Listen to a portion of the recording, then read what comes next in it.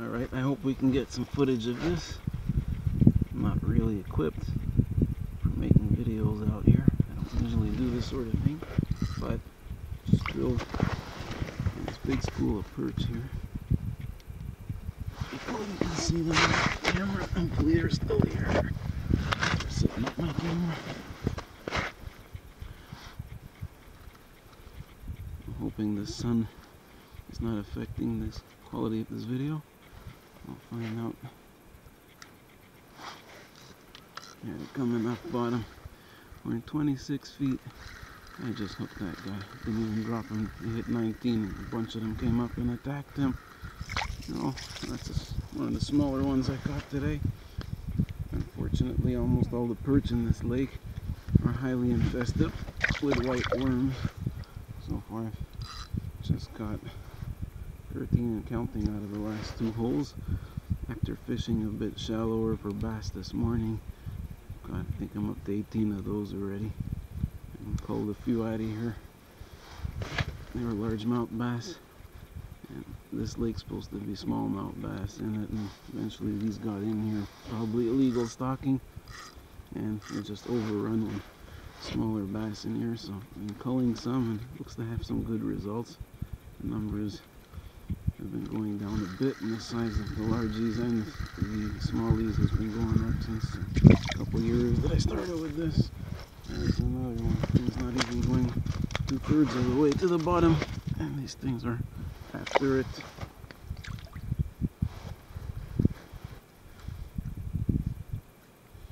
Yeah, they're already waiting. I see them at the bottom. Can't get my lure quick down fast enough.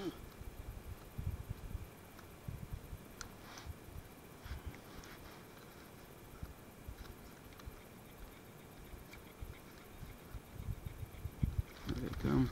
Chase, chase, chase. Just chased it up to about 20 feet. Oh, I just missed them. Seems like I pulled the 3 bigger ones out of this hole out in the first 3 hits, and there's a still keeper. There's a better one.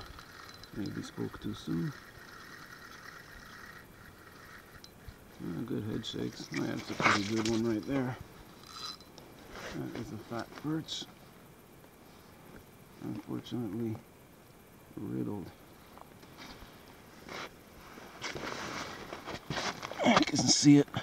It's a pretty good size.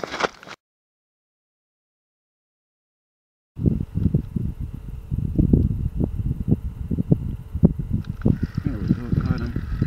Oh, it's definitely not a small perch. Whatever it is, I'm getting decent head shakes off of him. That's another bass. Another largie. It's number 26 for today.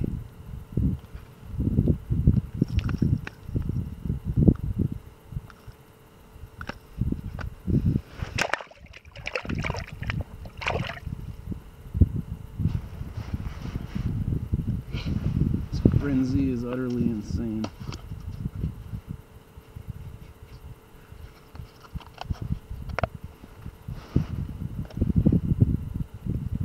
And to think about it, I put away my ice gear for a couple open water outings. Wasn't gonna have any success. I was hoping for some pike and bass and possibly bowfins from my float tube a couple weeks ago in a warmer water area that's open already. That didn't work. Season closes tomorrow night for just about most game species here in Quebec, and starts reopening in May.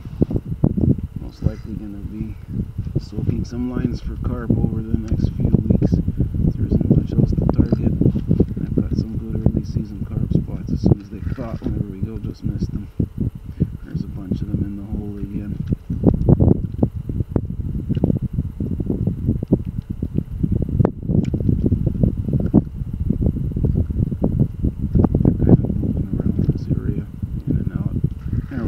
Got him. Seems a bit smaller. Another bass. And he choked that. Okay, little tiny bass.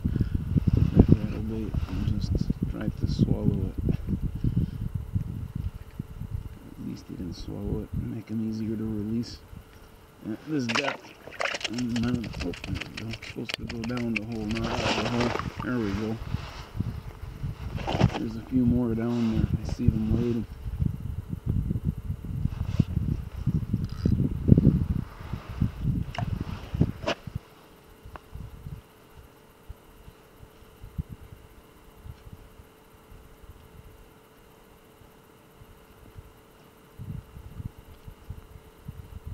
Would be interesting to put a Panoptics down here, or a live view camera.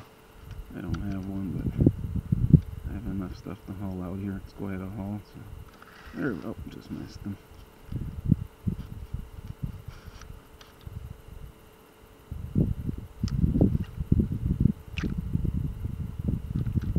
There they come. They're charging again. There's a few of them in there. Typically when you get a few of them, they get extremely aggressive.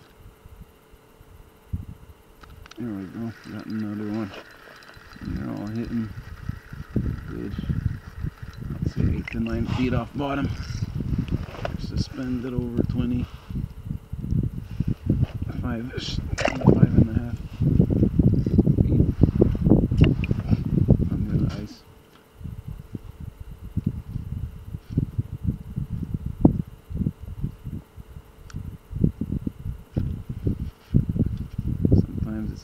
It's interesting how specific that bite can be at a certain depth on this lake. There's another one. Oh, we just missed him. He's still there. He's still there. Looks like he's still interested. He didn't get stung. He's still on it. He's about 10 to 11 feet off the bottom right now. Just right on my lure, and now he's gone. But there's 2 more lower down. There we go, they're coming. Boom. Oh, just lost them. There's another 3 of them in there. There we go. Oh, I missed them again. They might be a little smaller than... Usually when bass get aggressive, they choke this lure. They don't mess around with it. So when you keep losing a bunch of them, it's typically smaller ones. There we go. There's a good one right there. It's got some good head shakes on him. Seems decent. Let's see. Get him right up the middle here. This guy's pretty thick. Oh, he's taking drag. That's a good sign. I always like drag takers. Oh, that's a nice smallmouth right there, and he definitely choked it. Oh, that's the 3rd smallmouth of the day. Nice fish. And he definitely choked it. There's the smallie. Not a bad smallie. Full of these black spots all over, and definitely don't want to keep any smallies out here. Not that I'll be allowed to, because I already have my limit of largies, and it goes by species. But I'll put all the smallies back. That's our goal with culling the largies here.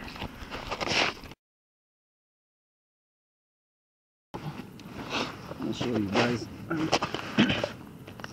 This little rattle bait directly tied to my fluorocarbon, and that's what he looks like. And I'm tipping both sets of trebles with these little mealworms that I have. Now, this treble broke off, so there's actually only 2 hooks on that one. That's what the mealworms look like. Stay perfect outside in this kind of weather here. When you tip your baits with them, you can just give it that extra something that makes them frenzy even more than they normally do. Also, the movement, the smell, the taste, the feeling of some protein on the end of my plastic and metal lure. Let's see if we coax them to come back in the hole here. That big smallie might have, well, it wasn't that big, but that smallie likely chased off all the little ones that were in there right now. But the little ones, get enough of them frenzying around your lure, especially when they're suspended. If there's anything big in the area, it helps call them in as well. At least that's what I found most of the time.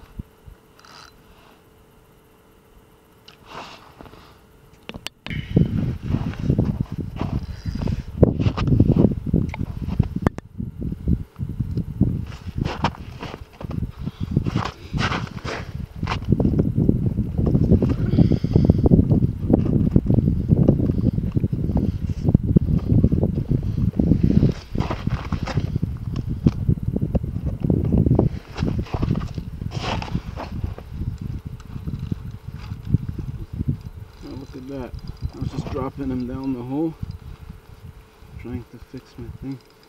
Had my line open, he inhaled it on the way down. That's gonna be my smallie.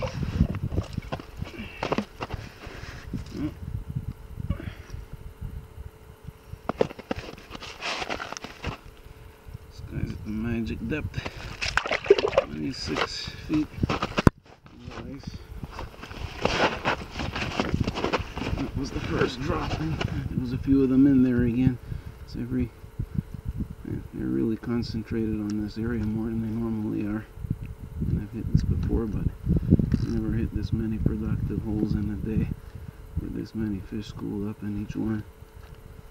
Normally I'm getting fish, I don't know, maybe 1 or 2 holes out of 10 here. I probably hit 1 out of 3 or 1 out of 4 today.